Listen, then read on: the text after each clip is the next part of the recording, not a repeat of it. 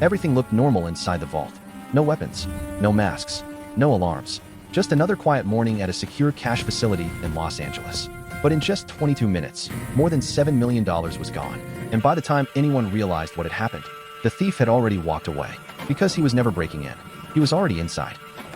Dawn settles over Los Angeles in a cool, blue hush. Freeways breathe awake, freight yards stir, metal roll-up doors clatter. We think we know this city. Glamour out front, industry in the back, but the morning light also brushes past gates, cameras and silent walls, built to hold what most of us never see. Cash by the pallet, counted, sealed, locked away. On mornings like this, trust clocks in with everyone else. Procedures, checklists and habit do the rest. Facilities that move money operate on rhythm. Trucks arrive and depart on a timetable. Totes become stacks, stacks become pallets, pallets disappear behind a vault door with bolts as thick as your wrist.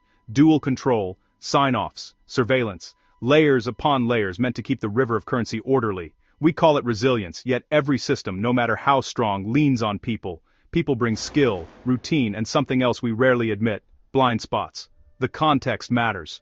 In Los Angeles, armored services move millions every day. The operation is professional, repetitive, and exacting. We saw keycards tap at turnstiles, thumbs pressed to biometric readers, green lights blinking acceptance. We watched the ledger software tick through balances and reconciliations, the kind of numbers most of us only read about. This is where the inside job begins, not with force, but with familiarity.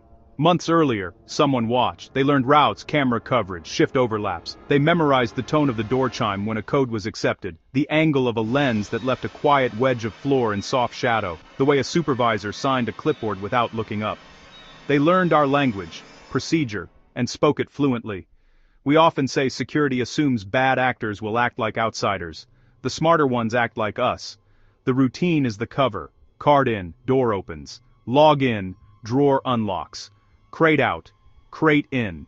We trust the signal. A green check on a screen, a seal that looks unbroken, a timestamp that matches the schedule. In an environment built to reject improvisation, normal is the perfect disguise. If the system expects you, it welcomes you, and if it welcomes you, it rarely asks why. On a quiet weeknight, the plan moved. Entry was authorized. Every code was valid, every door opened with a soft motor whir that said all is well. The vault antechamber accepted the presence as routine. There was no mask, no rush, no broken latch. Shoes squeaked on polished concrete, gloved hands worked calmly, and a cart rolled without hurry. The clock began its 22-minute sweep. The removal was methodical. Crates were selected in a pattern that would look ordinary in the morning. Tapes and seals were treated with care, swapped or reseated to pass casual inspection. Bundles went into bags. Bags fit into larger bags nested into a lined bin. Weight was managed. The total would be large enough to be life-changing, small enough to avoid a threshold in the system that flags an anomaly. The alarms stayed silent. Every metric, nothing wrong was happening. Cameras recorded exactly what they were designed to record, a permitted user performing a permitted task, during a permitted window. Logs matched the faces and badges. A brief gap in a lens's peripheral vision hid a transfer from crate to bag. A pillar blocked a view just long enough for a lid to be replaced. It was less about beating the system and more about wearing it like a uniform. At minute 22, the exit mirrored the entry. Badge, code, green light, door. The cart moved through checkpoints that trusted its presence. The bin looked like any other bin moving toward secured staging. A final door closed, bolts seated, and the vault registered secure. By procedure, it was over. In reality, it had just begun. Hours passed. The night shift finished. Logs showed an uneventful tour. Morning arrived. Fluorescent lights hummed, coffee steamed, and screens flickered to life. A routine intraday audit ran, just another reconciliation on a long list. Then a number didn't add up. A discrepancy large enough to freeze the room. First came the assumption of error. Run it again. And again. It held. The ledger said one thing. The balance said another. A physical inspection followed. Dual control at the door.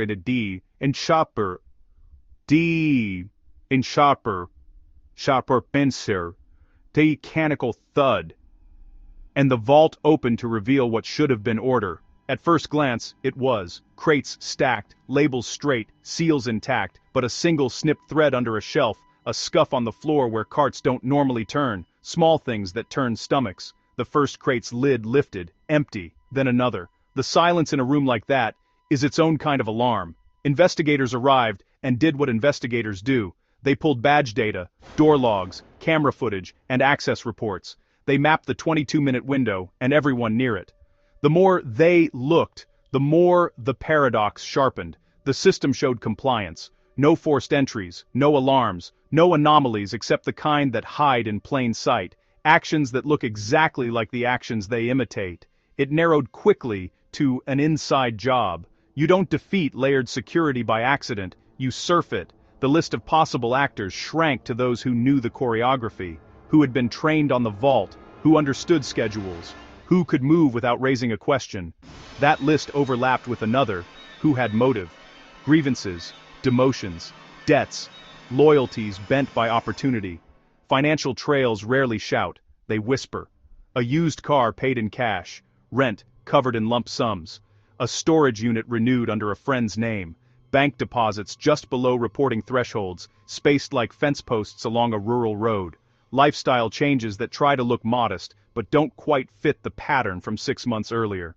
Money moves, even when it pretends to sit still. Leads spread across city lines and then state lines, call records, highway cameras, receipts and rental agreements connecting addresses to vehicles, vehicles to lockers, lockers to people who claimed they barely knew each other, maps filled with pins and string.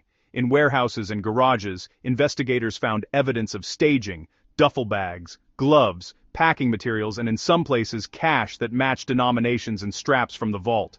Focus tightened on a former employee with intimate knowledge of the operation, a person whose access had once been routine, whose movements would read as normal, whose confidence came from having worn the uniform.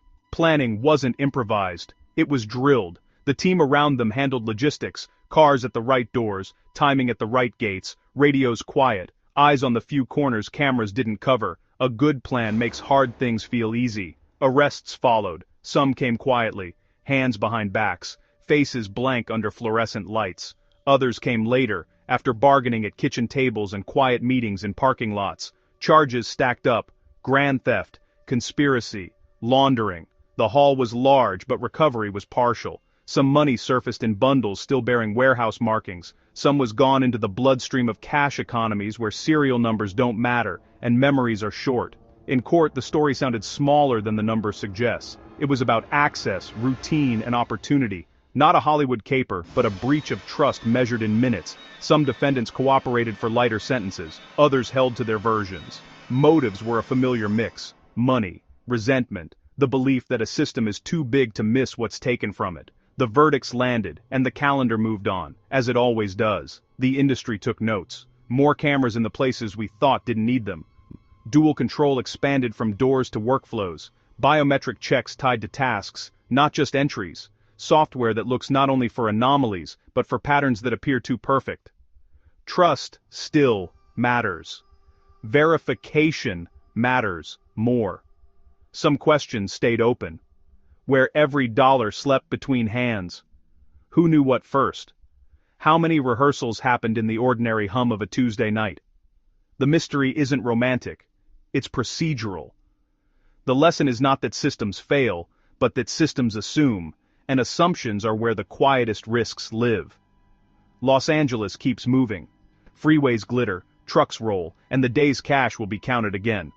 What happened here didn't require brute force. It required patience, proximity, and an understanding that the safest way to move through a fortress is to be expected.